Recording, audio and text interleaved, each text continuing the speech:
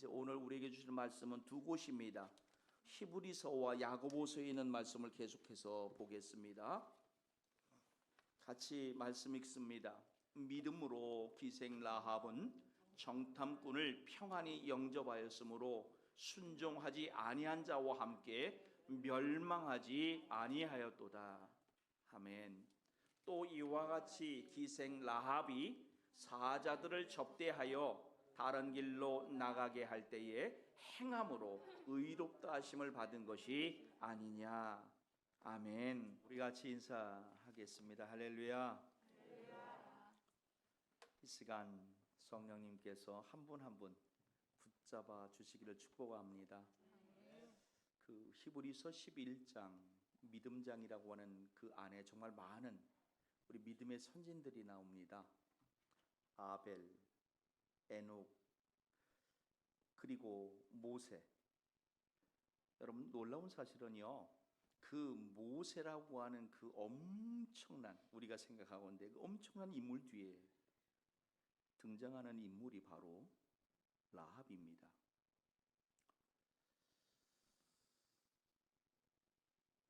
바빌론 탈무드라고 하는 책이 있습니다. 그 바빌론 탈무드에 보면은요, 우리가 구약 성경에서 접하는 여성들이 있어요. 잘 아시는 에스더, 그리고 아비가일, 그리고 누가 생각나죠? 사라. 이 엄청난 여인과 더불어 라합이 존경받는 인물로 평가되고 있다는 겁니다. 즉 사라와 견주는 여성이에요. 아비가일, 에스더와 견주는 여성이 바로 라합입니다. 오늘 우리가 읽었던 그 히브리서 그리고 야고보서에도 보면은 그런 믿음의 여인으로 등장을 합니다. 여러분 더 놀라운 것은요, 마태복음 1장 5절을 보면은 예수님의 족보에도 11번째 인물로 라합이 등장하고 있다는 것이에요. 라합의 이야기를 우리가 조금 더 자세히 알아보기 위해서는 여호수아서 2장에 펼쳐지고 있는 이야기를 들여다보지 않을 수가 없죠. 여호수아서 2장 1절의 말씀을 보십시오. 눈의 아들 여호수아가 시딤에서 두 사람을 정탐꾼으로 보냅니다. 이렇게 당부합니다. 그 땅과 여리고를 엿보라. 그들이 가서 라합이라고 하는 기생의 집에 들어가 거기서 유숙했더라고 말하고 있습니다. 예전 개역 한글판에는요, 가만히라고 번역했어요. 그런데 여기에 지금 보냈다라고 지금 말하고 있잖아요. 그죠? 두 사람을 보냈다라고 말했는데 원어에는요, 또 다른 단어가 하나 숨어 있어요. 은밀히 보냈더라라고 되어 있어요. 그러니까 이 말씀을 우리가 조금 더 선명하게 보기 위해서는 은밀이라는 단어를 넣어도 괜찮을 것 같아요. 일찍이 여호수아는 민수기 13장에 보니까요, 이스라엘 12지파에서 사람을 한 명씩 뽑아서 가나안 땅에 정탐을 보냈던 적이 있죠. 그 정탐을 통해서 먼저 습득한 그런 지식이 있었을 겁니다. 그래서 지금 다시 여리고에 정탐꾼을 보낼 때에 그때 배웠던, 경험했던 지식을 다시 살리는 모습을 보이고 있어요. 그래서 은밀히 보낸 것이죠. 당시에 어떤 일이 있었습니까? 정탐하고 들어온 12명의 사람들의 의견이 나누어져요. 2명과 10명으로. 2명은 저들이 하나님의 밥입니다. 아멘. 그런데 두 사람은 뭐라고 말해요? 정말 비옥한 땅이라는, 그렇게 말하는 두 사람. 그런데 10사람도 여기에는 동조를 해요. 정말 비옥한 땅이에요. 그런데 그들은 다 기골이 장대한 군사더이다. 이런 경험을 한 여호수아였으니 아마 보낼 때도 정탐꾼의 그 기능처럼 은밀히 보내는 것이 맞았을 것 같아요. 백성들조차 몰라야 되는 거예요. 그리고 돌아와서 보고할 때 또 어떤 보고가 나올지 모르니까 또 은밀히 보냈다고 하는 말이 맞을 것 같습니다. 그렇게 이 두 정탐꾼이 들어가서 그 지역을 은밀히 살펴보는 가운데에 어느 집으로 들어갔냐 봤더니 라합이라고 하는 기생의 집에 들어갔대요. 구약 성경의 말씀을 우리가 나눌 때마다, 그리고 신약의 말씀을 나눌 때마다 제가 종종 등장시키는 역사학자가 있죠. 요세푸스라고 하는 분입니다. 이 요세푸스가 제법 믿음이 있어요. 탈굼이라고 하는 아람어 번역 성경이 있고요, 유대의 랍비들이 있는데 이 기생이라고 하는 단어를요 여관 주인으로 번역을 했어요. 차마 기생이라는 말로 번역하기가 좀 어려웠던 것 같아요. 왜냐하면 오늘 우리가 읽었던 그 히브리서와 야고보서에도 기생이라고 말이 있는데 이 기생의 의미는 굉장히 강한 어조로 공동 번역에서는 몸을 파는 여자, 창녀로 기록되어 있어요. 그러니까 굉장히 강한 단어죠. 아마도 이 여인의 집을 택했던 이 두 사람, 여기에 사람들이 오가고 별로 신경 쓰지 않는 은밀하게 행동하는 사람도 있지 않았을까라고도 생각해 볼 수 있어요. 그런데 여러분, 여호수아서 2장 15절로 한번 잠깐 보십시오. 라합의 집이 어디에 있습니까? 성벽 위에 있어요. 그죠? 성벽 위에 거주하였더라고 말합니다. 이쯤에서 우리가 지금 상상하는 이 여리고 성에 모형도가 있어요. 이게 준비됐나 모르겠어요. 이게 지금 여리고 성이 다 무너졌는데 그 무너진 걸 가지고 이렇게 지금 그 앞에 사진이 붙어 있어요. 여기에 뭐가 있다 이렇게 한 것이에요. 그죠? 지금은 제리코로 돼 있죠. 그 지역 명칭이요. 성벽이 몇 개예요? 2개예요.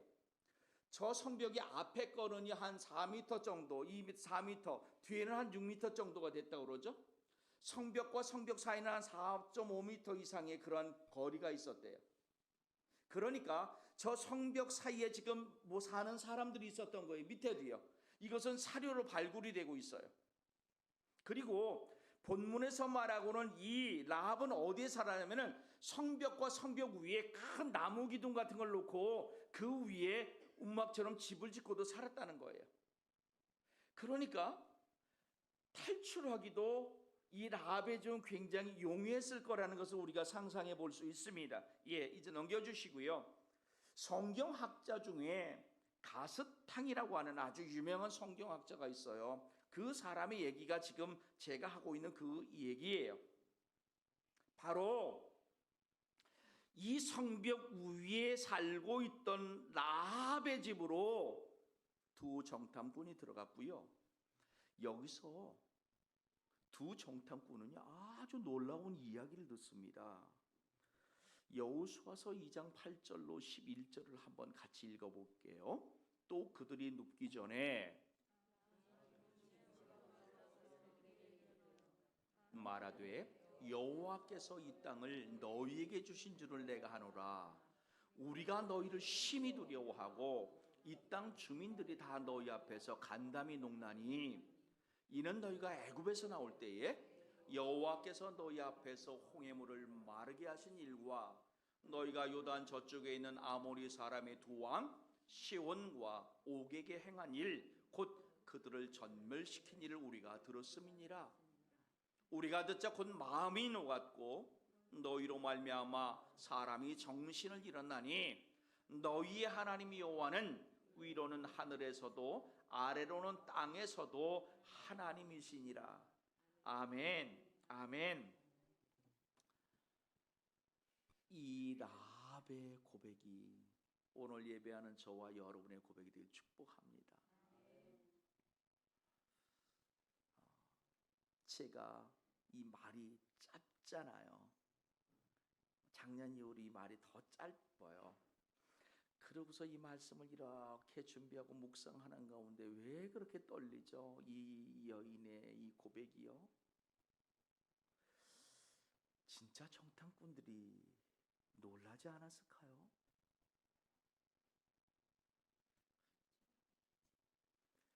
기록돼 있지 않지만 정탐꾼의 보고 중에 라합에 대한 이야기도 있었잖아요. 그 여호수아는 얼마만큼 놀랐을까요? 저는 왜 정말 두근거렸냐면요, 하나님은 어떠셨을까를 한번 생각해 보니까요, 우리 하나님 정말 눈물 날 정도로 기뻐하셨을 것 같아요. 이 믿음 고백을 하나님은 어떻게 봐주세요? 사랑 고백이거든. 흔히 우리가 하는 말 예전서 상천하지의 하나님이다. 아멘. 애굽을 나오고 홍해를 건너고 온갖 이적과 기적을 경험했던 이스라엘 백성도 고백해보지 못한 고백이 한낱 이방 여인에게서, 그것도 라합이라고 하는 기생의 입에서 나오고 있단 말이에요.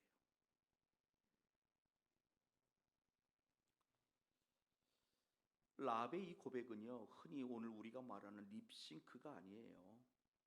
여호수아서 2장의 말씀을 들여다보면은요, 그는 그 믿음대로 하나님을 향한 믿음의 크기만큼 두 정탐꾼들을 향해서 행하고 있습니다. 여호수아서 2장 4절을 한번 보십시오. 이 두 사람을 숨기고 있어요. 이방의 적인데. 6절을 보십시오. 지붕 위에 올라가서 또 숨겼어요. 아마도 언어가 달랐겠죠. 그죠? 억양도 달랐겠죠. 뭔가 행함이 부자연스러웠던 것 같아요. 그러니까 이미 라합도 한 것이고요. 이 여리고 왕이라고 표현된 이 왕은 그 지역의 수정을 말하는 것이에요. 오늘날의 왕의 개념은 어쨌든 군사를 풀어 찾게 하잖아요, 이 정탐꾼들을. 그런데 숨겼단 말이에요. 이건 목숨을 내놓고 하지 못할 행동이잖아요. 목숨을 내놓지 않고는 하지 못할 행동이에요.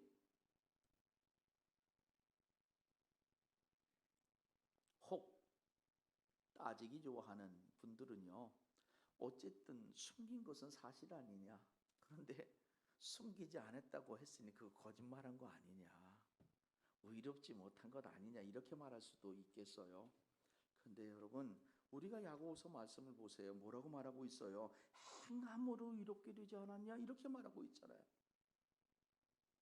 그 행함을 하나님은 좋게 보시고 있는 거예요. 우리가 사회에서 살아가면서 윤리와 도덕을 빼놓을 수가 없지 않죠, 그죠? 그런데 하나님의 윤리와 도덕은 우리가 살아가는 이 세상 윤리 도덕을 초월합니다. 그것은 구속의 윤리와 도덕이에요. 기생을 받으시고 구원하시는 것, 하나님의 구원 역사가 이 라합이라고 하는 기생을 통해서 문이 열리고 있는 것을 우리는 진짜 어떻게 이해하고 받아들일까? 그래서 하나님의 윤리와 도덕은요, 때로는 역설적이에요. 우리의 생각 밖에 행동을 하나님은 지금 보여주시고 있는 겁니다. 믿음은 밖으로 반드시 드러나는 선명함을 가지고 있습니다. 라합의 믿음도 다르지 않습니다. 자비의 행동을 보이고 있습니다. 긍휼과 자비의 모습이 그대로 보이고 있어요. 이 사건을 통해서 저와 여러분이 분명하게 배우고 기억해야 될 것은요, 믿음은 옳고 그름을 따지는 냉정한 지성이 아니라는 겁니다. 그래서 중세 종교개혁가들이 주창한 신조 중에 솔라피데, 오직 믿음이라고 하는 말이 있잖아요. 그것을 오늘 본문 말씀에 비추어 본다면 선명하지 못한 신조라는 것을 알 수 있죠. 실제로 여러분, 야고보서 2장 24절에서 하나님은 야고보를 통해서 이렇게 말씀하시잖아요. 이로보건대 사람이 행함으로 의롭다 하심을 받고 믿음으로만은 아니라, 이 말은 믿음이 아니라는 게 아니라 믿음은 반드시 의로운 행동으로 드러나게 되어 있다라는 것이에요. 그러니까 오늘 저와 여러분의 행함이 믿음을 포함한 행동인지 아닌지 세상 사람들 가운데 보여지게 되어 있는 것이죠. 또한 바울 사도도 갈라디아서 5장 6절에서 이렇게 말하잖아요. 예수님 안에서는 할례와 무할례가 중요한 것이 아니죠. 사랑으로 역사하는 믿음이 중요하다는 것이에요.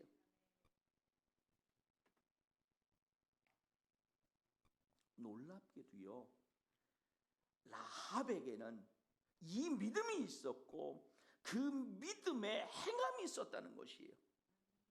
그의 믿음이 진짜 있는 가치 있는 믿음인지가 행함을 통해 드러난 것이에요. 두 정탐꾼에게 보여준 그 자비와 긍휼의 행함을 통해서요.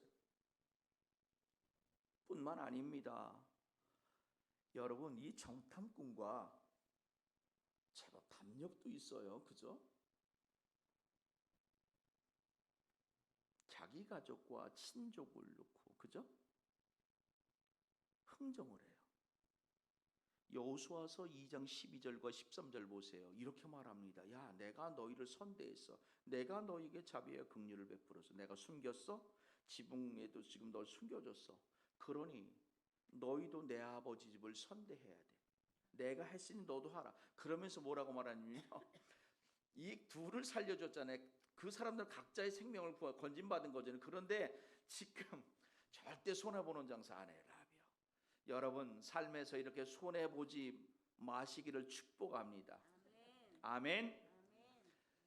뭐라고 말하냐면요, 나는 너를 살렸지만 너는 맹세하는데 나의 부모, 더해서 내 형제, 거기서 더해서 속한 모든 가족, 할렐루야. 오늘 나로 인해 내 가족이 구원받기를, 내 부모 형제가, 내 형제자매가, 내 친족이 구원받기를 축복합니다. 아멘. 이런 믿음의 흥정, 이게 라합이었어요.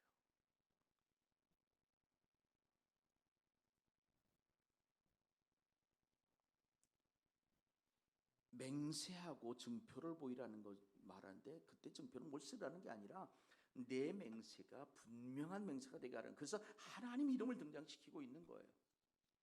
당시 사람들은 신들의 맹세하는 일이 많았었는데 오늘 그 부분에서도 그렇게 말하고 있는 것이에요. 그랬더니요, 여호수아서 2장 14절을 보십시오. 두 사람이요 이렇게 맹세를 해. 우리의 목숨으로, 내가 지금 모습을 유지한다면 우리 목숨으로 너의 목숨을 구해주겠다는, 내가 말한 그대로 해주겠다는 것. 심지어로 하나님께서 그렇게 너를 대우하실 것이다. 아멘. 이로써 라합이 그 가족 친족이 다 구원받게 됨을 믿으시기를 축복합니다. 18절을 보면은요, 그 이스라엘 백성이 이 여리고성으로 들어올 때에 이렇게 말해요. 이들이 탈출한 그 창문에 붉은 줄을 매달아 놓으라는 겁니다. 여러분, 이 창에 메어놓은 붉은 줄은요, 바로 예수님의 십자가를 상징해요. 십자가 아래 모인 백성은 삽니다. 아멘. 죽었던 사람도 살아나요. 아멘. 이 십자가 붉은 줄 아래 모인 모든 사람은 다 살았어요.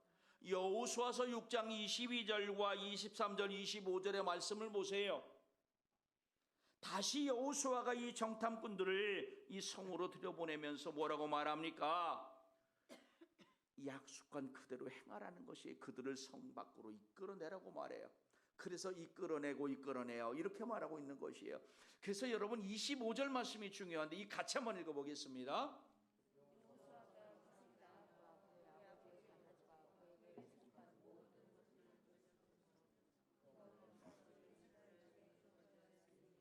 이는 여호수아가 여리고를 정탐하려고 보낸 사자들을 숨겼음이었더라.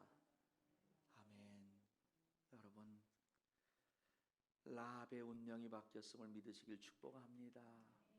여러분, 오늘 라합의 운명은 실은 두 정탐꾼 고백 전에 바뀌었어요.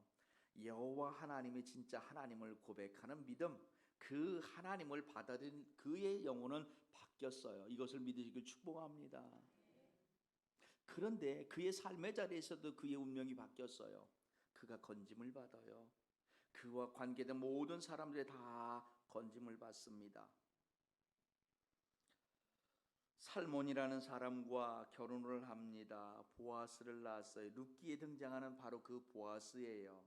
룻이라는 여인과 결혼한 그 보아스입니다. 우리와 굉장히 친근하잖아요. 조금 더 내려가니까 누가 나와요? 이새가 나와요. 다윗의 아버지잖아요.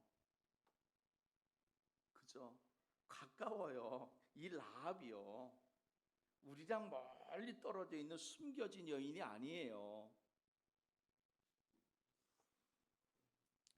성경학자들은요, 이 살몬이라고 하는 사람을 두 정탐꾼 중 한 사람이었을 것이다라고 그렇게 봐요. 정설은 아닙니다. 어쨌든 이 이야기를 좋아하는 분들이 그렇게 말을 해요. 이 정도면 감동할 만한, 반할 만한 여인 아니냐? 그래서 결혼했다는 것이에요. 여러분, 실제로 성경은 창세기부터 책장을 넘기는 순간 놀람의 연속이에요. 창조가 놀람 아닙니까? 그 안에 등장하는 사람들 또한 놀람의 주인공들이에요. 그렇게 우리를 놀래키는 주인공 중 하나가 바로 본문에서 만나는 이 라합입니다. 소위 오늘 우리가 말하는 도덕군자라고 하는 사람의 시선으로 이 여인을 들여본다면 얼마나 흠결이 많습니까?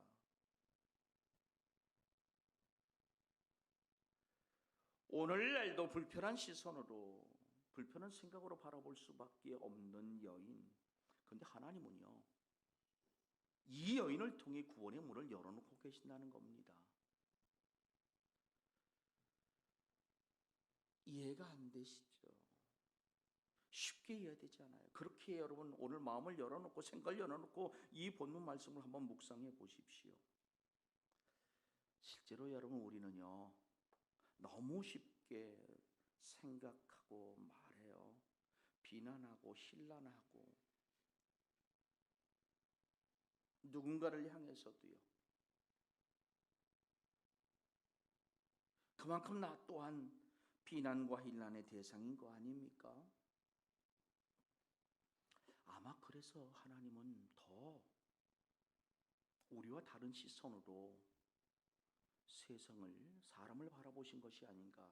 예수님도 마태복음 9장 13절에서 이렇게 말씀하시잖아요. 의인을 부르러 온 것이 아니라 죄인을 부르러 왔노라. 바울 사도는요, 심지어 디모데전서 1장 15절에서 죄인 중 내가 괴수다, 우두머리라고 말하고 있어요.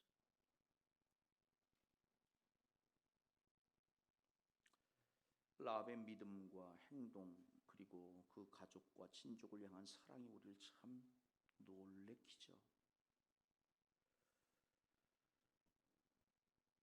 여러분, 말씀을 통해서 우리는 우리의 시선, 우리의 생각이 어떠해야 할지, 하나님의 생각과 하나님의 시선이 어떻게 지금 보고 생각하고 계시는지를 우리에게 말씀하시고 있는 장면입니다.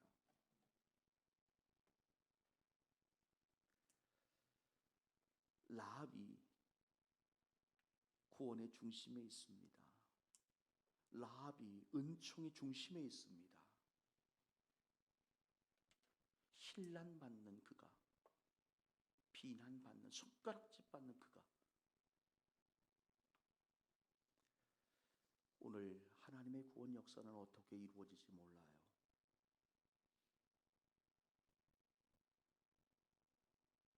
우리가 무시하는 그를 통해서 하나님은 역사하실 수 있어요. 우리가 외면하는 그를 통해서 하나님은 역사하세요. 하나님의 마음으로, 하나님의 시선으로, 하나님의 생각으로 세상을 보십시오. 그리고 사람을 보십시오.